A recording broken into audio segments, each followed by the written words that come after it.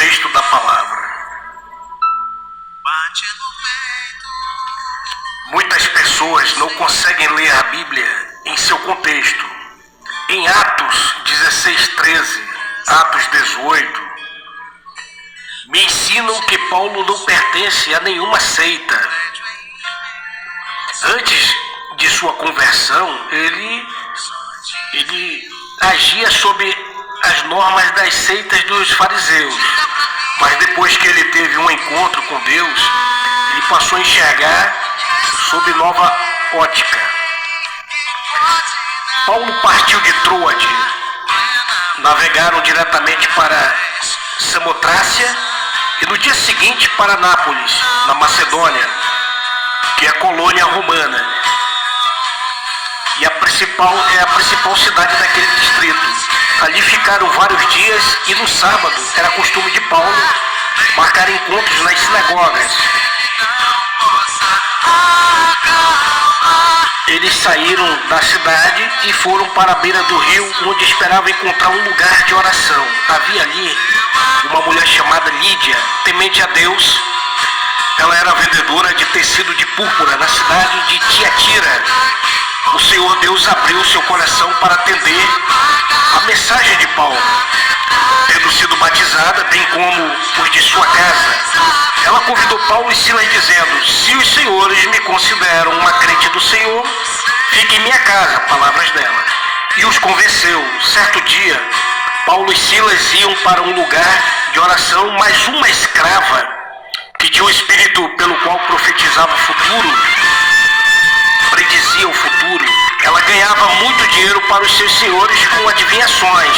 Ela começou a seguir Paulo e gritava dizendo que eles eram servos de Deus e lhes anunciavam o caminho da salvação. Fez isso por muitos dias. Finalmente, Paulo ficou indignado, voltou-se e disse ao espírito: em nome de Jesus Cristo, eu lhe ordeno, saia dela. No mesmo instante, o espírito a deixou. Percebendo que a sua esperança de lucro tinha acabado, os donos da escrava agarraram Paulo e Silas. Tinha se acabado, né? Os donos da escrava agarraram Paulo e Silas e o arrastaram à praça principal diante das autoridades e levando aos magistrados disseram: estes homens são judeus e estão perturbando a nossa cidade, propagando costumes que a nós romanos não é permitido aceitar e nem praticar. Eles acusaram Paulo e Silas de falarem coisas estranhas. Foram açoitados e presos. O carcereiro recebeu instrução para vigiá-los com cuidado.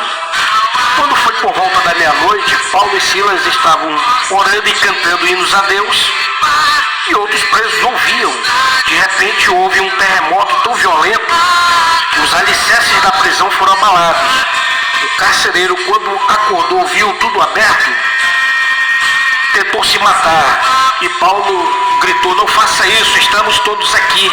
O carcereiro viu que Paulo era homem de Deus e disse: senhores, o que eu faço para ser salvo? Eles disseram: creia no Senhor Jesus e serão salvos você e sua casa. O carcereiro foi batizado junto com toda a sua casa. Era costume de Paulo ir na sinagoga aos sábados ensinando que Cristo deveria sofrer e ressuscitar dentre os mortos. Mas quando os judeus ouviram isso, reuniram-se com alguns homens perversos dentre os desocupados e com uma multidão iniciara um tumulto na cidade. Esses judeus procuram os oficiais e disseram que Paulo estava agindo contra os decretos de César. Acusaram Paulo e Silas de estarem pregando deuses estranhos, apresentando ideias estranhas. Em Atos 18:9, certa noite Deus falou para Paulo em visão para que ficasse mais tempo na cidade, porque ainda tinha muitas pessoas que precisavam aprender sobre o Evangelho.